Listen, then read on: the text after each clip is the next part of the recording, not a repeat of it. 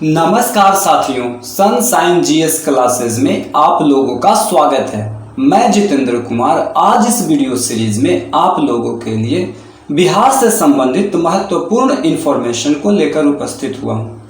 साथियों, बिहार में जातीय जनगणना आजकल सुर्खियों में है। बिहार राज्य के द्वारा जातीय जनगणना 8 महीने में पूरी करने की तैयारी चल रही है। इस पर कैबिनेट की मुहर भी लग चुकी है और इस पर कैबिनेट के द्वारा 500 करोड़ रुपए खर्च करने का प्रावधान भी किया गया है। साथियों, इस वीडियो सीरीज को बनाने का मुख्य उद्देश्य यह है कि इसका संबंध पॉलिटी से जुड़ा हुआ है और पीसीएस एग्जाम्स में इससे संबंधित प्रश्नों को आने की काफी अधिक संभावना है। पीटी और मेंस में इससे प्रश्न बनेंगे। बिहार में जातीय जनगणना कितनी आवश्यक है, इससे क्या लाभ है और इसके क्या हानियां हैं, आइए इसे समझने का प्रयास करते हैं। बिहार में जातीय जनगणना 2022 1 जून 2022 को जातीय जनगणना को लेकर मुख्यमंत्री नीतीश कुमार की अध्यक्षता में हुई सर्वदलीय बैठक में सर्वसम्मति से यह निर्णय लिया गया कि बिहार में सभी धर्मों की जातियों और उपजातियों की गणना होगी। भारत की राजनीति में जाति की अहमियत किसी से नहीं छिपी है, लेकिन सच्चाई ये भी है कि पिछले 90 साल में किसी भी दल को या राजनीतिक विश्लेषक को ये नहीं मालूम है कि जातियों का वास्तविक आंकड़ा क्या है। फिर भी विधानसभा स्तर हो या लोकसभा या दूसरे चुनाव, सभी में अपने अपने स्तर पर जातियों के आधार पर समीकरण बनाए जाते हैं। अब बिहार में इसे लेकर एक नया प्रयास शुरू हुआ है। राज्य में एक सर्वदलीय बैठक के बाद सीएम नीतीश कुमार ने कैबिनेट की मीटिंग ली और जातिगत जनगणना कराने पर मुहर लगा दी। सभी 9 राजनीतिक दल इसके पक्ष में दिखे। इसमें सभी धर्मों और संप्रदायों को शामिल किया जाएगा। इसके लिए 9 महीने का समय दिया गया है। इसमें 500 करोड़ रुपए खर्च किए जाएंगे। जनगणना के काम को फरवरी 2023 तक पूरा करने का लक्ष्य रखा गया है। साथियों, बिहार कहें या पूरे भारत की चर्चा करें तो यहाँ पे पॉलिटिक्स में कास्ट कार्ड सबसे अहम कार्ड बन चुका है। जिस जाति का बहुमत होगा उसी जाति की राजनीति में पहुंच होगी। क्या कोई राज्य जनगणना करा सकता है? हाँ, करा सकता है, लेकिन केंद्र के ऊपर है कि वह इसे मानता है या नहीं। बिहार में जातिगत जनगणना कराने के दौरान कर्नाटक मॉडल का जिक्र किया जा रहा है। पहले कहा जा रहा है कि बिहार देश का पहला राज्य होगा जहां जातिगत जनगणना होगी, लेकिन साल 2014 में कर्नाटक में जातिगत जनगणना का फैसला लिया गया, लेकिन विरोध शुरू होने के बाद इसका नाम सामाजिक और शैक्षणिक सर्वे, यहाँ पे आर्थिक नहीं होगा, शैक्षणिक सर्वे होगा, सामाजिक और शैक्षणिक सर्वे कर दिया गया। इसकी रिपोर्ट भी 2017 में आ गई, लेकिन इसे आज तक सार्वजनिक नहीं किया गया। कर्नाटक मॉडल, साल 2014 में कर्नाटक में कांग्रेस की सरकार थी और सिद्धारमैया सीएम थे। चर्चा शुरू हुई कि राज्य सरकार जातिगत जनगणना कराने जा रही है। इस पर विवाद शुरू हुआ। सरकार ने इसका नाम सोशल एंड एजुकेशनल सर्वे 2014 रखा। सर्वे अप्रैल से मई तक 2015 में शुरू हुआ। इसमें 1.6 लाख लोग लगे और 1.3 करोड़ घरों में सर्वे हुआ। इसके लिए राज्य सरकार ने 169 करोड़ रुपए खर्च किए। इस टास्क के डिजिटाइजिंग की जिम्मेदारी भारत इलेक्ट्रॉनिक्स लिमिटेड को दी गई। कर्नाटक मॉडल की क्या फाइंडिंग रही? साल 2016 में Karnataka state backward classes commission के चेयरपर्सन एच कंठराज ने कहा कि रिपोर्ट फाइनल स्टेज में है। जून में ये सरकार को सबमिट कर दी जाएगी, लेकिन ये सबमिट नहीं हुई। कई संगठनों ने इसके सार्वजनिक करने की मांग की। साल 2021 में कई विधायकों ने इस रिपोर्ट को पब्लिक करने की मांग की, लेकिन बैकवर्ड क्लास वेलफेयर मंत्री कोटा श्रीनिवास पुजारी ने कहा, राज्य स्टेट बैकवर्ड क्लास कमीशन ने अभी तक रिपोर्ट नहीं सौंपी है। पहले कमीशन के चेयरपर्सन कंठराज थे, लेकिन उनका कार्यकाल साल 2019 में खत्म हो गया। अब उसके चेयरपर्सन पूर्व सांसद जयप्रकाश हेगड़े हैं। जब कोई सरकार कास्ट सेंसस करवाती है तो इसमें दो खतरा मौजूद रहता है। पहला कि जिस कास्ट की जनसंख्या पिछले वर्षों की तुलना में कम होगी, वह कास्ट अपनी जनसंख्या को बढ़ाने पर बल देगा। इससे देश में जनसंख्या वृद्धि तेजी से होगी। दूसरा यह कि जिस कास्ट की जनसंख्या अधिक है उसकी पकड़ पॉलिटिक्स में ज्यादा बढ़ेगी और वह जाति पॉलिटिक्स में अपना प्रभुत्व मजबूत करने का प्रयास करेगी। इससे समाज पर एक वर्ग विशेष का दबदबा बढ़ेगा। केंद्र सरकार जातिगत जनगणना करवाने से हमेशा डरती रही है। प्रमुख कारण यही है। कर्नाटक सरकार के द्वारा जातिगत जनगणना कराई गई, लेकिन इसका प्रकाशन नहीं किया गया। इसमें कहीं न कहीं खामी यही है, जातिगत जनगणना का प्रभाव समाज और राजनीति पर सकारात्मक कम नकारात्मक अधिक होगा। यदि हम सोचते हैं कि इससे वर्ग विशेष की आर्थिक व्यवस्था सुदृढ़ होगी तो आर्थिक जनगणना कराई जानी चाहिए, ना कि जातिगत। किसी वर्ग विशेष का व्यक्ति गरीब नहीं होता है। वर्ग विशेष के व्यक्ति को गरीब होने के पीछे कोई लॉजिक नहीं है। अर्थात जातिगत जनगणना करवाने से ज्यादा बेहतर आर्थिक जनगणना कराया जाए। कई लोग अपनी जाति को गौण रखना चाहते हैं, वो जाति नहीं बताएंगे। वैसी स्थिति में उनकी जाति क्या होगी यह सरकार के लिए सोचनीय विषय है। यदि 5 लाख लोग भी अपनी जाति को बताने से इनकार किए तब क्या किया जाएगा। कई जातियां ऐसी है कि वह सरकार की जातिगत सूची में शामिल ही नहीं है।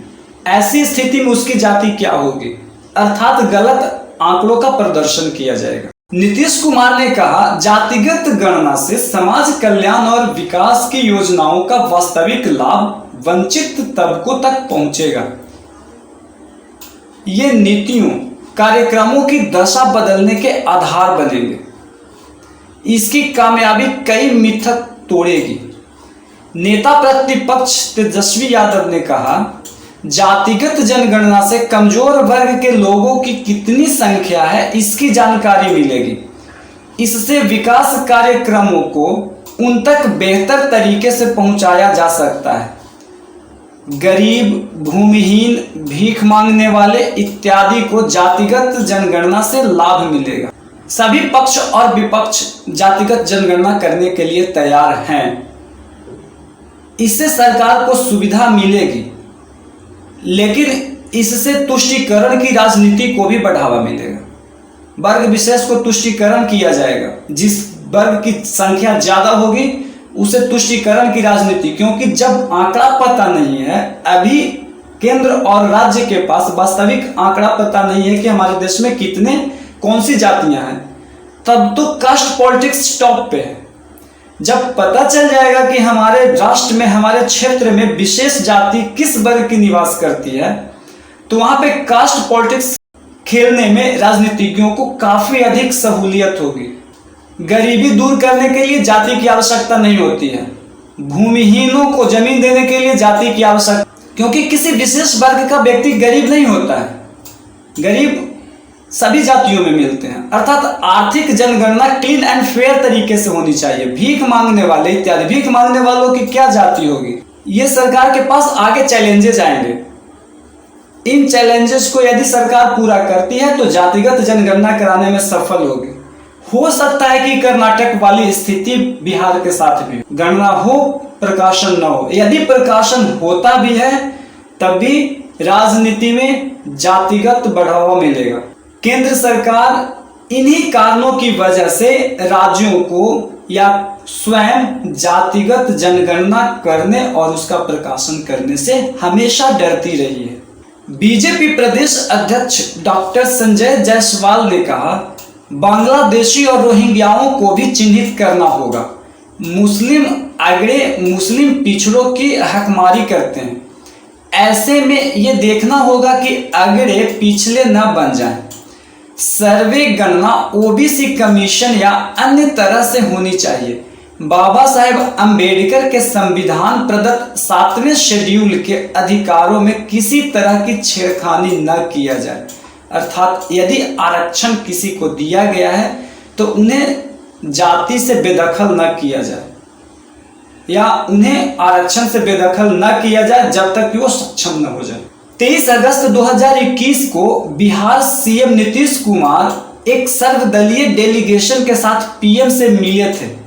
सभी ने जातीय जनगणना की मांग की, लेकिन सितंबर में सुप्रीम कोर्ट में केंद्र सरकार ने एक हलफनामा दाखिल किया। इसमें स्पष्ट तौर पर लिखा है कि साल 2021 में जातीय जनगणना नहीं कराई जाएगी। ओबीसी जातियों की गिनती करना लंबा और कठिन काम है। यह केंद्र सरकार के द्वारा हलफनामा दायर किया जा चुका है। राज्य के चीफ सेक्रेटरी ने क्या कहा? चीफ सेक्रेटरी आमिर सुबहानी ने कहा, गणना की जिम्मेदारी सामान्य प्रशासन विभाग को दी गई है। जिलाधिकारी गणना के संपूर्ण कार्य के लिए नोडल अधिकारी होंगे। ग्राम पंचायत सहित उच्च स्तर के किसी भी विभाग के कर्मियों की सेवा ली जा सकती है। बिहार आकस्मिकता निधि से 500 करोड़ रुपए खर्च किए जाएंगे। फरवरी 2023 तक काम पूरा करने का लक्ष्य रखा गया है। जाति आधारित जनगणना पर आरजेडी नेता ने कही यह बात। देश में जाति आधारित जनगणना की मांग किए जाने को सही ठहराते हुए राष्ट्रीय जनता दल के पूर्व विधायक और पार्टी के प्रवक्ता विजय प्रकाश का कहना है कि हमारे नेता लालू प्रसाद यादव जब रेल मंत्री थे तभी से जाति आधार पर जनगणना कराने की मांग कर रहे हैं। विजय प्रकाश ने कहा कि इसमें कुछ भी गलत नहीं है, क्योंकि इससे किसी भी जाति की आर्थिक, सामाजिक और शिक्षा की वास्तविक जानकारी मिल जाएगी। इसके अलावा किस जाति में कितने लोग आज भी बदतर जिंदगी जीने को मजबूर हैं, इसका भी पता चल जाएगा। यदि यह आंकड़ा क्लीन और फेयर हो तो यह लाभ जातिगत जनगणना से काफी अधिक मिलेगा, क्योंकि सभी जातियों में गरीब होता है। देश को जाति आधारित जनगणना की जरूरत नहीं है, यह बीजेपी के द्वारा कहा गया है। भारतीय जनता पार्टी के पूर्व विधायक और पार्टी के प्रदेश प्रवक्ता प्रेम रंजन पटेल का कहना है कि देश में जाति आधारित जनगणना की कोई जरूरत नहीं है। उन्होंने कहा कि देश में पहली बार 1931 में जाति आधारित जनगणना की गई थी, लेकिन 1941 में द्वितीय विश्व युद्ध के छिड़ने की वजह से जातीय जनगणना नहीं कराई गई।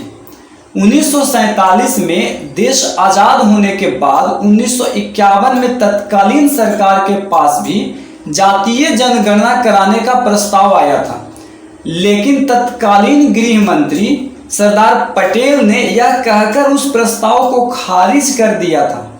तब तत्कालीन गृह मंत्री सरदार पटेल ने कहा था कि जातीय जनगणना कराए जाने से देश का सामाजिक ताना बाना बिगड़ सकता है। देश में अनुसूचित जाति और जनजाति की जनगणना इसीलिए कराई जाती है क्योंकि संविधान के तहत उन्हें सदन के अंदर आरक्षण दिया गया है। जातीय जनगणना के आधार पर तैयार की गई संख्या के आधार पर अनुसूचित जाति और जनजाति के सीटों को घटाया बढ़ाया जाता है।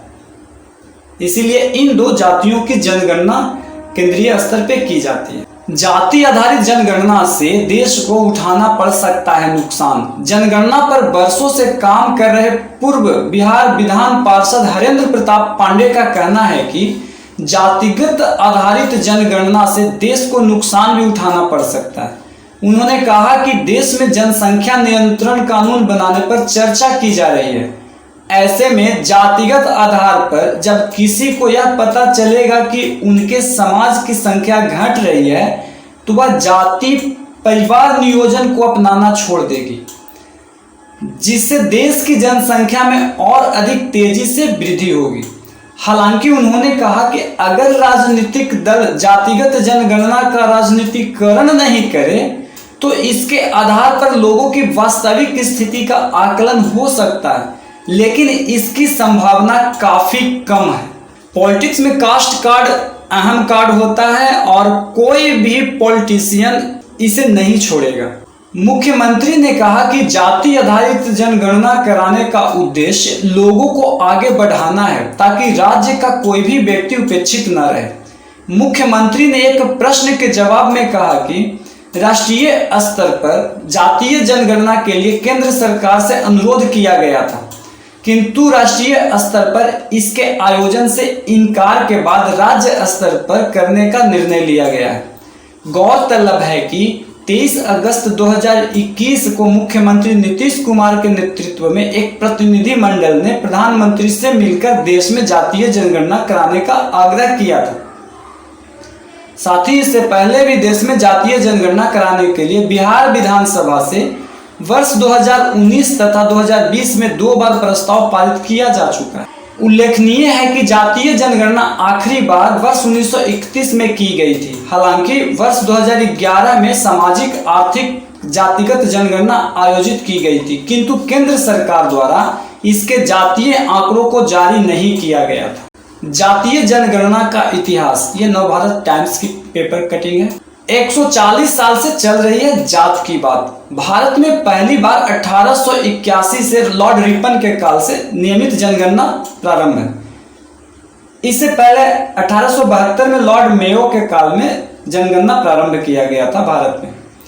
उस वक्त भारत की आबादी थी 25.38 करोड़।